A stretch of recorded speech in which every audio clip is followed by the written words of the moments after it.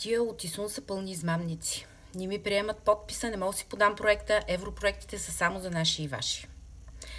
Файл, който сте ми изпратили е вирус. Искате да ми заразите компютъра. Файл, който сте ми пратили, не може да се отвори.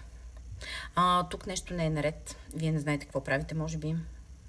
Така че всякакви варианти сме чували от наши клиенти, които не могат да подпишат файла за подаване на европейски проект, без значение по коя процедура или мярка е, при подаването в ИСУН. Същия казус срещат и когато даваме отговори по постъпили въпроси на вече подадени проекти.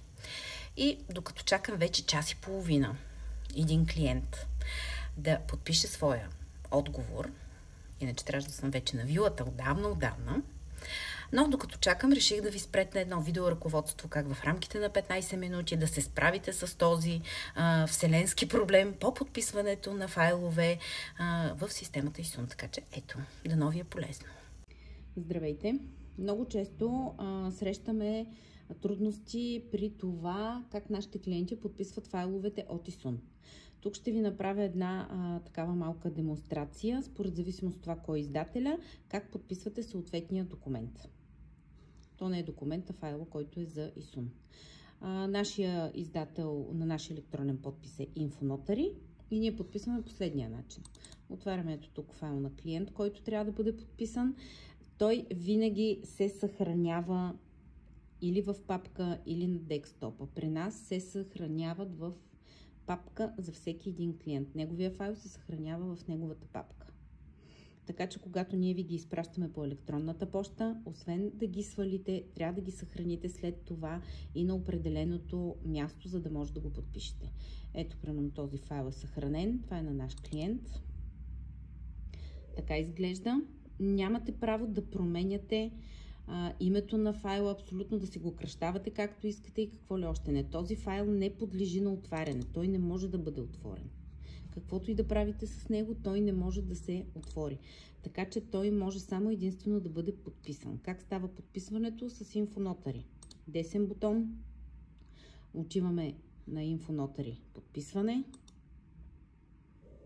Избираме си файла, при мен отдолу не излиза подписа, тъй като той не е инсталиран в момента на компютъра.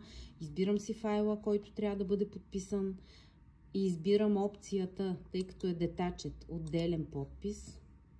Избирам тази опция и подписвам файла. Готовия файл ще ви излезе тук отдолу, като втори, с по-друга иконка от тази.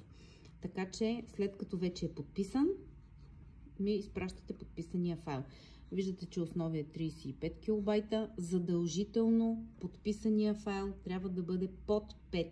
Или 5, или по-малък. Ако е по-голям, тогава не сте го подписали правилно. Ако обаче ви е друг издател на електронния подпис, отваряме тук тази икона.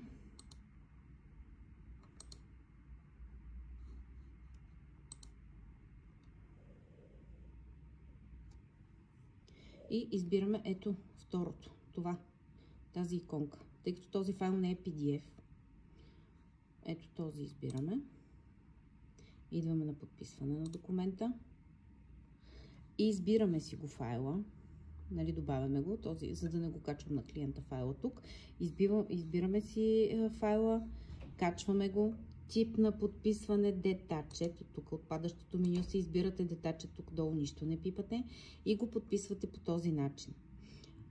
Файла си го сейфате пак където искате и го изпращате обратно, за да може ние да подадем отговора или проекта.